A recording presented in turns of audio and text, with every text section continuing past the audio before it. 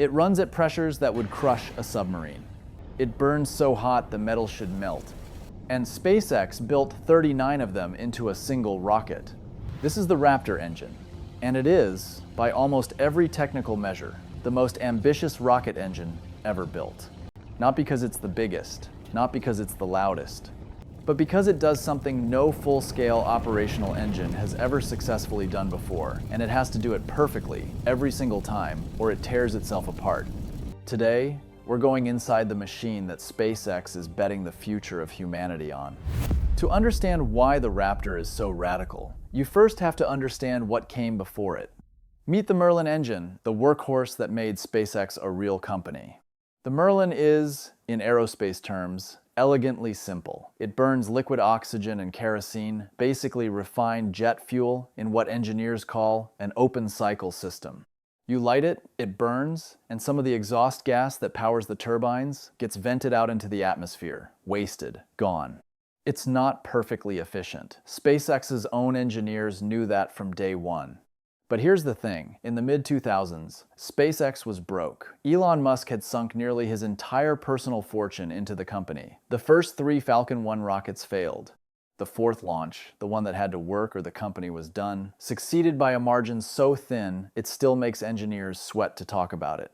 In that environment, you don't build the perfect engine. You build the engine that doesn't kill you. Simple, cheap, reliable, and the Merlin delivered. It powered Falcon 9 to become the most frequently launched rocket in history. It proved SpaceX could compete, could survive. But surviving was never the end game. Mars was. And getting to Mars, that requires something the Merlin could never be. The first decision SpaceX made when designing the Raptor, the one that changed everything, was the fuel. No kerosene, no hydrogen, methane.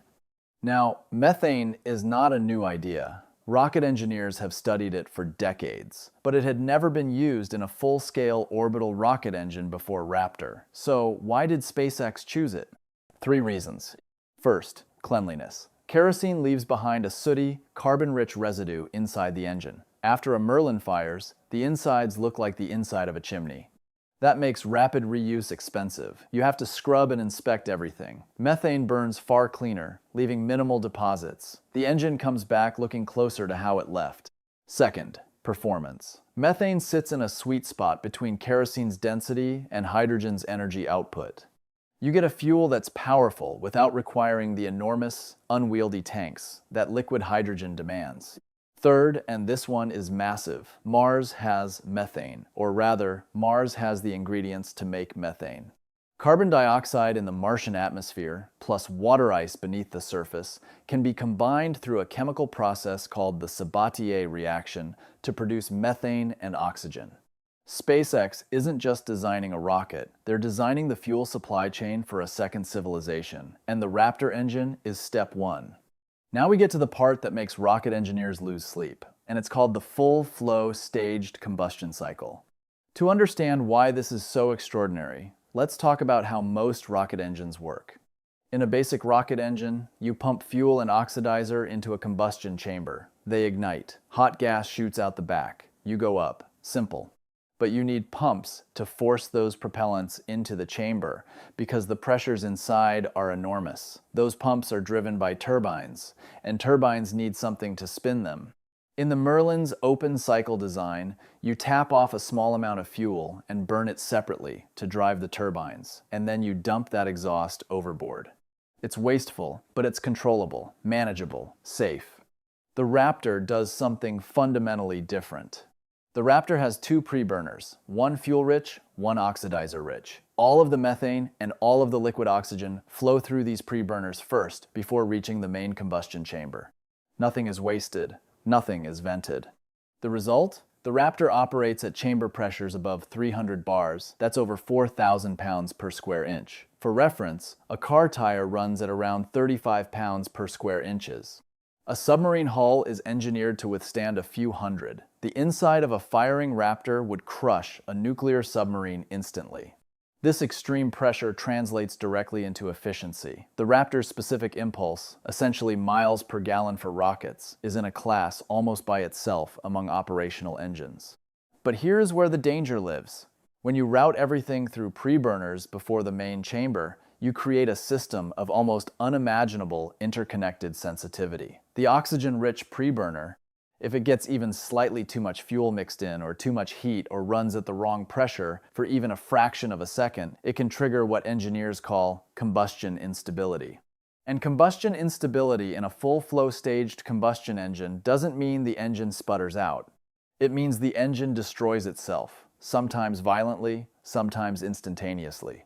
The Soviet Union spent decades trying to master this cycle in the 1960s and 70s. Their NK-33 engine achieved it, but only after losing engineers, prototypes, and years of work. And even they never flew it in a full-flow configuration at Raptor's pressure levels. SpaceX didn't just build this engine. They built it, refined it, and are now mass-producing it. There's one more problem that sounds almost too basic to mention, but it nearly stopped the entire program cold. At operating temperatures, the inside of the Raptor combustion chamber is hot enough to vaporize steel, not melt, vaporize. So how does it not destroy itself just by running? The answer is a technique called regenerative cooling. The super cold liquid methane stored at around minus 162 degrees Celsius is routed through thousands of tiny channels machined into the engine walls before it ever reaches the combustion chamber.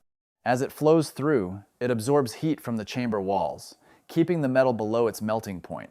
The same fuel that's about to combust and produce temperatures over 3,000 degrees Celsius is simultaneously acting as the engine's cooling system. It's a machine that is simultaneously freezing and on fire. A controlled contradiction, held together by engineering so precise it borders on the surreal. The payoff for all this complexity? The Raptor produces roughly 230 metric tons of thrust at sea level in its latest iteration, and it weighs just over a ton. That thrust-to-weight ratio places it among the greatest ever achieved in an operational rocket engine. SpaceX stacks 33 of these on the first stage of Starship, a vehicle called Super Heavy, and another 6 on the Starship upper stage itself. That's 39 Raptors, all needing to fire in precise coordination, all running their full-flow staged combustion cycles simultaneously. The combined thrust is greater than the Saturn V, the rocket that carried humans to the moon, by a significant margin. Here's a question worth sitting with. SpaceX could have built a simpler engine. They could have used a more conventional cycle, lower pressures, more forgiving tolerances. Rockets have reached orbit on far less ambitious engines for 60 years. So why do this? Why build an engine that, if something goes even fractionally wrong, can detonate with the force of a small explosive? Because the mission demands it. A one-way trip to Mars is hard. A return trip is a different category of problem entirely. To take off from the Martian surface, you need an engine with enough thrust to weight to lift off from a planet with real gravity, while carrying people and cargo.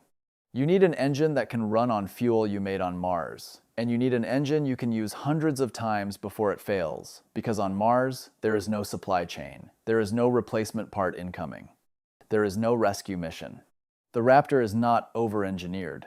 It is exactly engineered for what that mission actually requires. SpaceX knew when they started that they were accepting enormous risk and complexity in exchange for the only engine architecture capable of making Mars colonization physically possible. And consider what they've already learned. The early Raptors failed frequently. Engines exploded on the test stand in McGregor, Texas. Early Starship flights ended in controlled and sometimes uncontrolled disassembly. SpaceX flew through the failures, documented every anomaly, and iterated. The Raptor 3, the latest generation, has made enormous strides in simplicity of manufacturing, reliability, and performance. What once required complex external plumbing is now integrated. What once required months of inspection between flights is being compressed toward hours. This is the SpaceX method applied to the hardest engineering problem in the history of rocketry. The Merlin engine kept SpaceX alive. The Raptor engine is how SpaceX intends to keep humanity alive by making us a species that exists on more than one world. It is complicated because the goal is complicated. It is dangerous because the ambition is dangerous. And it works increasingly, reliably, because thousands of engineers are grinding through every failure, every anomaly, every millisecond of combustion data, and turning it into knowledge. The Raptor engine is not just a piece of hardware. It's a philosophical statement written in fire and pressure and liquid methane. It says, "We are not waiting for easy. We are building the engine that hard requires." If you made it this far, I want to know something. Drop a comment below. Do you think Starship actually reaches Mars within this decade? I read every single one.